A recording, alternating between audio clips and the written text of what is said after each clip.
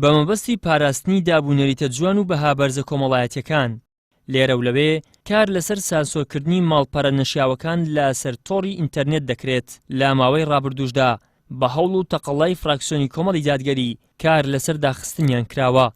لەو ڕووەوە پەرلەمانتارێک دەڵێت لە دووخولی پەرلەمانیدا داوامان کردووە ئەو ماڵپەرانەی مەترسین بۆ سەر شیرازەی کۆمەڵایەتی و گەنجان بەلاڕێدا دەبن قەدەغە بکرێن.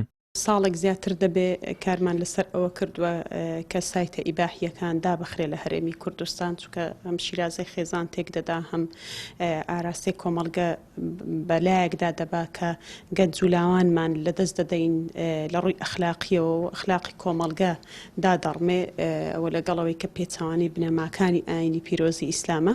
ئێمە لە هەوڵەکانمان بەردەوام بووین، ئێستا خەریکە هەوڵەکانمان دەگەنە ئەنجام کە ئەو سایتانە لە هەرێمی کوردستان کاریان پێ نەکرێ و دابخرێن.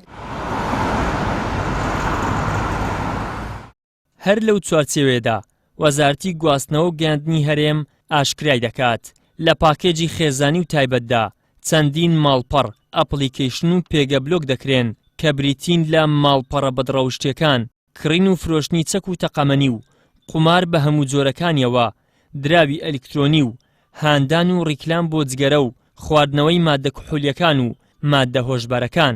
ڕۆژانە ئەو سایتانە لە زیاددان کەواتە ڕۆژانە ئەو کۆمپانیانەی کە لەگەڵ وەزارەت عەقدیان هەیە ڕۆژانە دەبی کار بکەن لە بۆ سانسۆرکردنی هەر پەیجێک یاخود هەر ئەپلیکیشنێک کە هەروەها بابەتی قومار و دراوی ئەلکترۆنیش سانسۆر دەکرێت، ئەوانە هەتاکو بتوانن سانسۆرکەن ئەم پاکیجە دەبتە پاکیجێکی خێزانی. هەر کۆمپانیایەک خۆی ئامادە کرد و ئیعلانی پاکیجەکەی کرد، ئێمە پێشگیری لێ دەکەین و با ئیعلان بکەن، ئێمەش یارمەتیان دەدەین هەتاکو ئەوان ئیعلانی بکەن و لە ماڵپەڕی وەزارەتیش ئاگاداری خەڵک دەکەینەوە و ئێمە لێرەداوە لە ڕێی ئەنگۆ جارێکی دیکە داوا دەکەن لە هەموو کۆمپانیەکانی ئەنتەرنێت کە مەجای یەک مانگیان مایە، دوای ئەو یەک مانگە ئێمە بە پێی یاسا مامەلایان لەگەر دەکەین.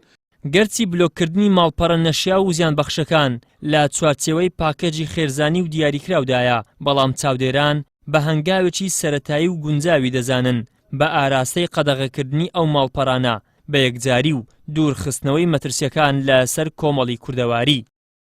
ئیدریس محەممەد، کەناڵی ئاسمانی پەیام، هەولێر.